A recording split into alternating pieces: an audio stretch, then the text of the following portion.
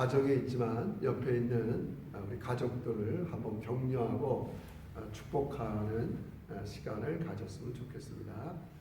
하나님이 지금 여기에 함께 계십니다. 그렇게 한번 했어요. 하나님이 지금 여기에 함께 하십니다. 아멘. 오늘은 지난주에 이어서 예수님께서 6월절의 전날에 제자들을 모시고 제자들의 발을 씻긴 다음에 가장 모범던 행동, 너희들도 이같이 하면 복되도다, 이런 말씀을 하시면서 이제 갑자기 좀 톤을 바꿔서 이렇게 시작합니다. 21절에 보면 예수께서 이 말씀하시고 심령이 괴로워서 증언하여 이르시되 내가 진실로 진실로 너희에게 이르노니 너희 중 하나가 나를 팔리라. 너희 중 하나가 나를 팔리라. 우리 예수님께서는 여러분이 잘 아시는 바와 같이 모든 일을 모르고 지나치고 당하는 일이 없습니다. 우리 예수님께서는 이제 이 땅에 오셔서 아버지께로 갈 때가 되신 걸 아셨어요. 그래서 이제 예수님이 갖고 있는 사명, 많은 사람의 죄를 대속하기 위해서 십자가에서 우리를 위해서 대신 대속의 죽음을 주실 것인데, 그때 이 교회 안에 12 제자 안에 나를 팔 사람이 있을 것이다, 이런 말씀을 하는 겁니다. 참으로 의미심장한 말씀이죠. 의미심장한 말씀이죠. 그래서 우리는 잠깐 도입 부분이지만 너희 중에 나를 팔 자가 있다. 우리가 가룟인 유다 하면 돈을 밝히는 사람, 비트레이, 어떻게 그렇게 예수님을 배반할까? 또 많은 이야기를 하고 있지만 어떻게 보면 너희 중에 나를 팔 자가 있다. 한번 우리 자신을 돌아보는 시간도 되리라고 생각합니다. 예수님께서는 유다의 이런 마음을 모르고 당한 게 아닙니다.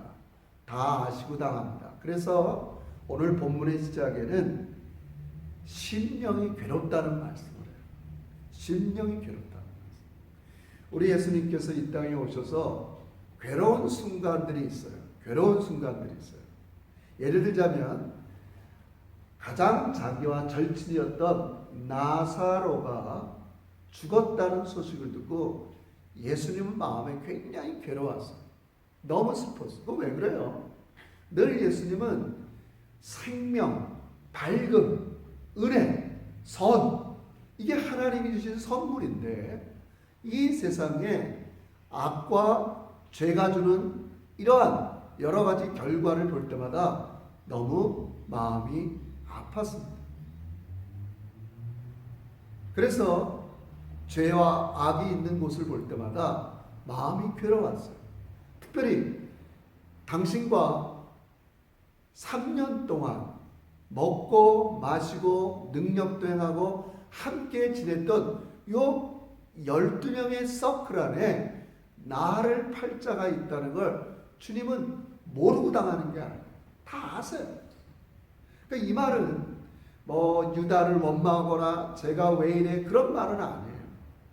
유다 속에 마귀가 들어가던, 유다가 어떤 유혹을 받았던, 우리는 뭐 명확히 그 근거를 댈 수는 없지만 우리 예수님께서는 그런 악들, 죄들이 예수님과 가장 가까이 했던 12명 사이에 있다는 것을 늘 괴로워하시고.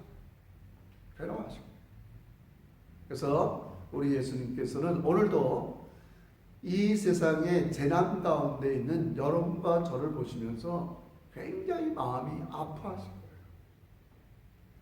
우리 예수님, 우리를 잊어버리거나 돌보지 아니하시는 분이 아닙니다.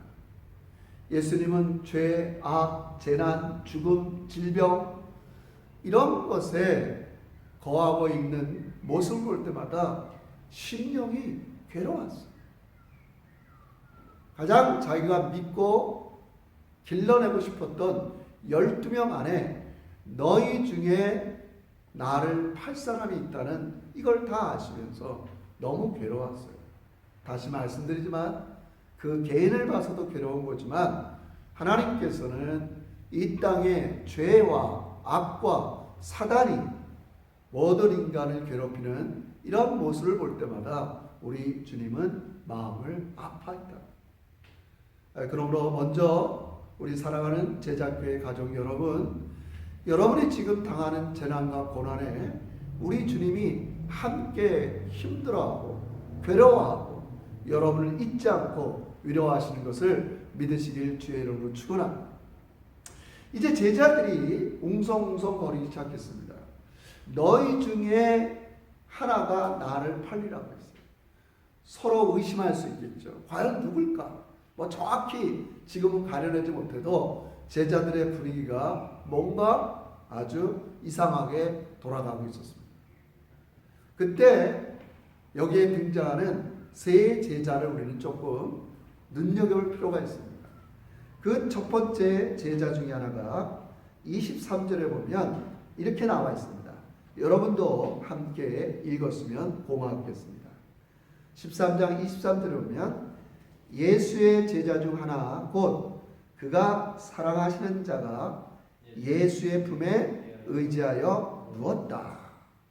그 다음에 또 하나 누가 등장하냐면 베드로가 등장합니다. 베드로는 뭐라고 얘기하냐면 24절 시몬 베드로가 머리짓하여 말하되 말씀하는 자가 누구인지 말하라.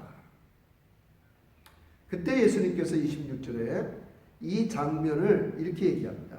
한 번 더 26절도 같이 있습니다. 예수께서 대답하시되 내가 떡 한 쪽을 적셔다 주는 자가 그리라 하시고 곧 한 조각을 적셔서 가롯 시몬의 아들 유다에게 주시리라. 여러분, 우리는 이걸 좀 이해하고 깨달을 필요가 있습니다. 12 제자 중에서 이 유다가 갖는 위치입니다. 우리는 흔히 예수님의 수제자 베드로, 요한, 야고보를 이야기할 수 있지만 적어도 오늘 예수님이 유월절 전날에 이렇게 제자들이 함께 모여서 발을 씻고 만찬을 하는 가운데 그 그림을 보면 예수님의 가장 우편에는 오늘 23절에 얘기하는 대로 예수의 제자 중 하나 곧 그가 사랑하시는 자가 예수의 품에 누워 있어요. 이건 말할 것도 없이 사도 요한이에요.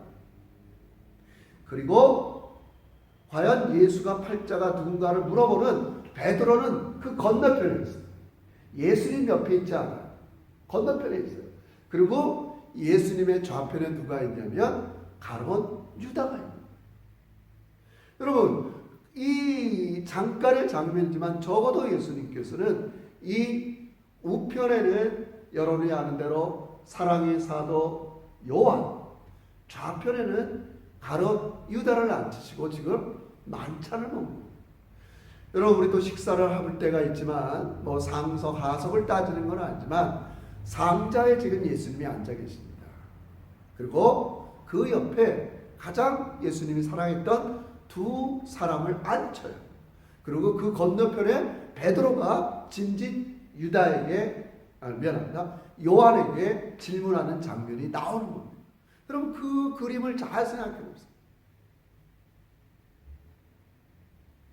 예수님은 이 유다에 대한 가치, 이것은 여러분과 저에 대한 예수님의 생각이 어떤 것을 너무나 잘 보여줍니다. 예수님은 이 유다를 너무 사랑하셨어요. 사도 요한도 사랑했지만 이 유다도 사랑했어요. 그러나 이 유다의 마음속에 자기를 팔려는 걸 예수님께서는 아셨어요. 그리고 유다에게 이렇게 명령합니다. 27절에 나온 대로 조각을 받은 후 사단이 그 속에 들어간지라. 이에 예수께서 유다에게 이르되 내가 하는 일을 속히 하라. 여러분 이 장면에서 우리가 이 말씀을 좀 우리가 디스턴스에서 예배를 드리지만 생각해 봐야 됩니다. 적어도 이 본문에서는 왜 유다가 예수님을 배반했을까? 이런 것들은 잘 언급하지 않습니다.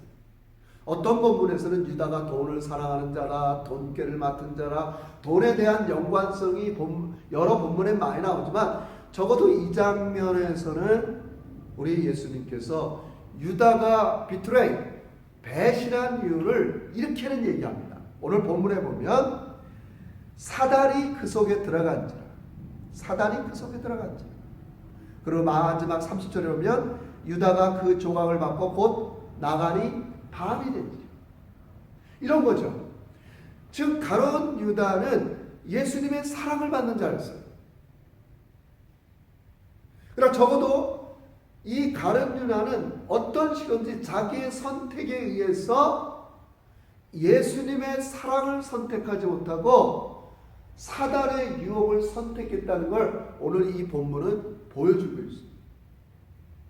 여러분 오늘 우리가 먼저 첫 번째 메시지 이 점을 우리가 좀 같이 한 번 더 생각할 필요가 있어요. 여러분 유다는 어떤 사람입니까? 말씀한 대로 예수님의 12 제자입니다. 여러분 12 제자는 나중에 계시록에 나오지만 이스라엘의 12 지파, 신약의 12사도, 12 곱하기 12, 144, 또 성경의 완전수 1000을 앞에서 14만 4천 상징이지만 하나님 나라에 가서 가장 대표되고 영광스러운 존재의 표시가 사도입니다. 여러분 사도들의 특징을 세 가지로 요약할 수 있습니다. 그들은 늘 예수님과 함께 있습니다.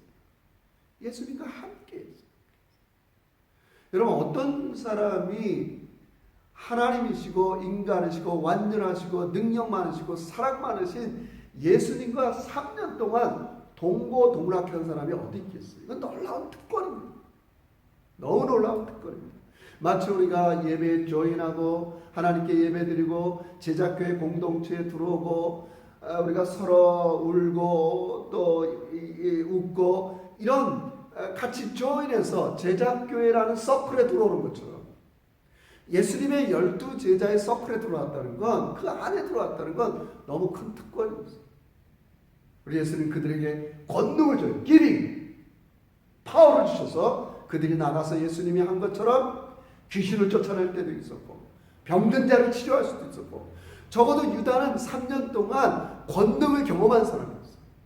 그리고 예수님과 함께 했던 사람이었어요. 그리고 그의 직분, 이 포지션은 너무나 중요했어요. 그 직분 잘 감당하면 하늘에 올라가서 하나님 보좌에 가장 가까이 있을 수 있는 너무나 놀라운 직분이었어요. 오늘 본문이 얘기하는 메시지 중에 하는 부분이 바로 이겁니다. 그러나 결국은 유다는 왜 배신했는가 많은 이야기를 하지 않지만 적어도 예수님이 주신 가치, 예수님이 주신 신분, 예수님이 주신 권능과 은혜를 버리고 사단을 선택했다.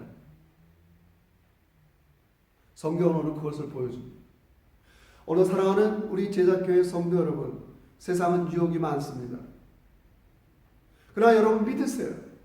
우리가 이 세상을 등이 극복하고 이길 수 있도록 하나님의 은혜와 사랑과 능력은 더 많다는 걸 여러분 이 아침 받아들이길 주의 이름으로 축원합니다. 그러므로 우리는 예수님을 선택하는 게 수많은 사단의 유혹이 있고 우리가 어려울 때 하나님을 멀리하고자 하는 힘든 유혹이 있지만은 우린 이럴수록 하나님께서 나에게 주신 성도라는 직분, 예배를 드릴 수 있는 이 특권, 하나님을 아빠라 부를 수 있는 그 자격, 이 어려운 시절이 지나면 우리에게 영광스러운 부활의 몸으로 우리를 기다리고 있는 우리의 미래, 하나님 안에서 이 좋은 것들이 얼마나 많은데 오늘 유다는 우리 예수님이 부여한 이 특권 대신 사단의 괴계 영향력 아래 들어간 거예요. 사랑하는 성도 여러분, 제가 다 거명할 수 없고 말할 수는 없지만 저는 종종 이런 부류의 교인들과 사람들을 만나게 됩니다. 일이 힘들고 괴롭고 되는 일이 없고 반복적으로 실패하고 넘어지다 보니까 하나님의 은혜와 사랑을 선택하지 못하고 계속 사단의 영향력 안으로 들어가는 사람들을 보게 됩니다. 사랑하는 제자교회 성도 여러분, 진심으로 여러분에게 권면하고 말씀드립니다. 우리가 이 재난의 시대에 어려울수록 때로는 경제력이 어렵고 우리의 신경이 민감해지고 더 나 중심으로 변하기 쉬운 때지만 여러분, 하나님의 은혜와 사랑과 능력을 선택하는 우리 제자들이 되기를 간절히 소원합니다. 오늘 여기 본문에 보십시오. 비록 사단이 그 유다의 마음에 들어가지만 다 예수님의 명령에 따라서 예수님의 영향력에 있다는 것을 오늘 본문이 보여주고 있습니다. 우린 다 할 수 없습니다. 왜 우리 시대에 한 번도 겪어보지 못했던 이런 일들이 왜 일어나는가? 저 역시 마찬가지입니다. 제가 모태신앙으로 태어나서 이렇게 사람 없는 가운데서 하나님께 예배드린 것 처음입니다. 그럼 우리는 낙심할 필요가 없습니다. 이 재난과 어려움 가운데서도 사단의 영향력에 우리가 들어가는 것이 아니라 이럴수록 더 예수님의 은혜의 품에 깊이 들어가는 여러분과 제가 되시기를 주의 이름으로 축원합니다. 오늘 우리가 걸어갈 길의 샘플을 보여주는 제자가 있습니다. 그 제자가 다름 아닌 바로 사도 요한입니다. 오늘의 키 센텐스를 말씀드리고 우리 말씀을 마무리하겠습니다. 여러분 23절을 다시 한번 읽어보십시오. 예수의 제자 중 하나 곧 그가 사랑하시는 자가 예수의 품에 의지하여 누웠는지. 여러분 이 모습을 상상하셔야 됩니다. 그것은 2000년 전에 그때만 있는 일이 아닙니다. 이 재난의 시대에, 어려움의 시대에, 간염병이 횡행하는 이 시대에 하나님께서 우리에게 주시는 제시하는 모습이 있습니다. 그것은 여러분과 저는 어떤 환경, 어떤 위치, 어떤 곳에 있든지 하나님의 사랑을 받는 자라. 하나님의 사랑을 받는 자를 오늘 성경은 어떻게 묘사하냐면 예수의 품에 의지한, 예수의 품에 의지한, 예수 품에 안기어서 참된 위로 받겠네. 왜 그렇습니까? 하나님은 우리의 죄짐을 맡아서 십자가에서 우리의 모든 걸 위해서 희생하신 분입니다.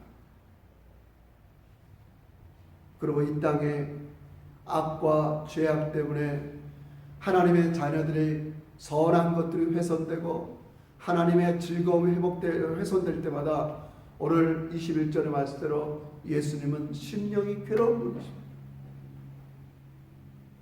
우리가 예수의 품에 안기는 사랑받는 자라는 이런 자의식이 오늘 이 아침 예배에 여러분에게 충만히 임하시기를 주의 이름으로 축원합니다.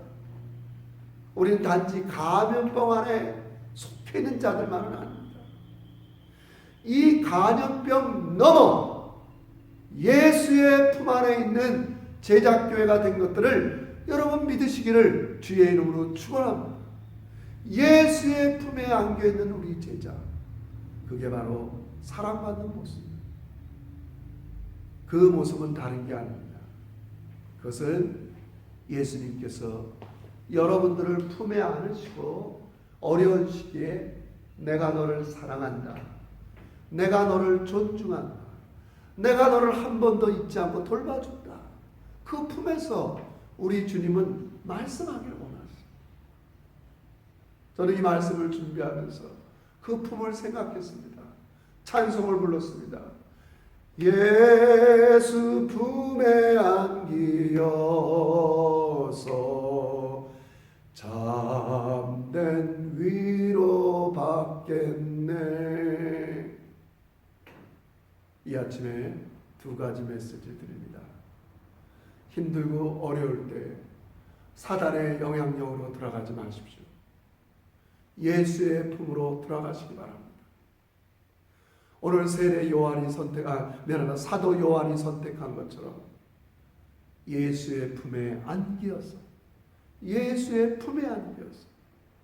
분명히 제자들에게 위기가 있고 예수님의 죽음이 가까이 왔지만 적어도 이 순간까지 사도 요한은 예수의 품에 안기어서 참된 위로를 받았던 거예요.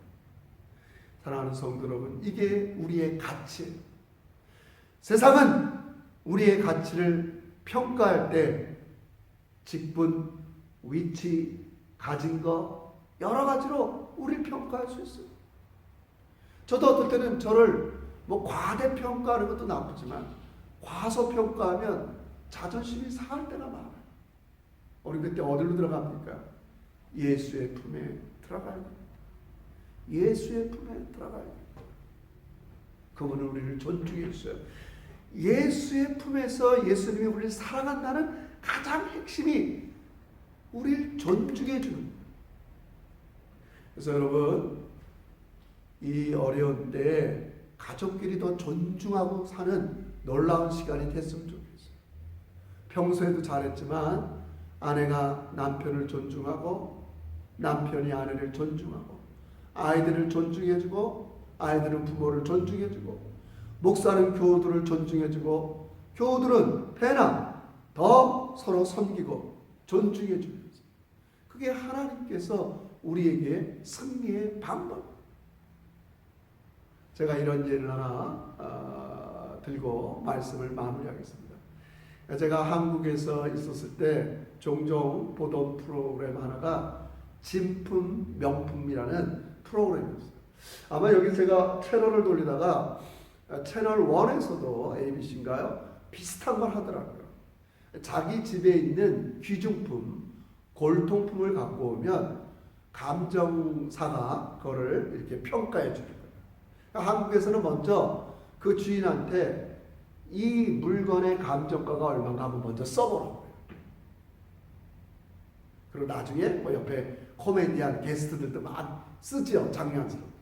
근데 감정가가 나타나서 야, 이 골동품이 5강인 줄 알았더니 골동품이 2억이다. 막 그런 얘기를 막 해요. 여러분, 불행히도 유다는 예수님께 받은 이 구원의 가치, 은혜의 가치, 직분의 가치, 예배의 가치를 팔아버렸어요. 그 대신 힘들다고 사단의 영향력으로 들어가 버렸어요. 내 뜻, 내 맘대로.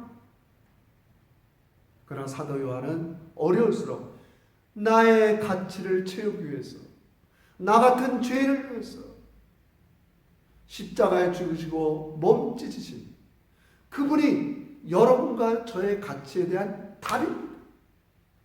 왜 우리가 이 사순절 시간에 하나님을, 예수님을 찬양하고 기도하면서 지냅니까? 나의 진정한 가치의 답은 예수 그리스도의 십자가의 사건입니다. 여러분, 이 말씀 깊이 묵상하면서 한 주 동안 예수 품에 안기어서 참된 위로도 받으시고 또 우리 성도들끼리 존중하고 사랑합니다.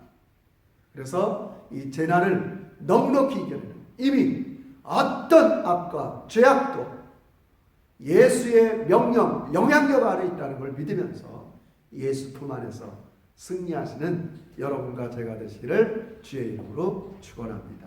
기도합니다. 하나님 아버지, 고맙습니다. 이 시간의 말씀을 통해서 성령께서 우리 각 가정의 역사에 주시옵소서. 한 주 동안 예수 품 안에 있는 우리 자녀들, 예수 품 안에 있는 어르신들, 예수 품 안에 있는 우리 모두를 바라보면서 힘들고 어려울 때 사단의 영역으로 들어가지 않게 하시고 예수의 품 안에 승리하는 우리 제자들 되게 주시옵소서. 예수님의 이름으로 기도 올려옵나이다. 아멘.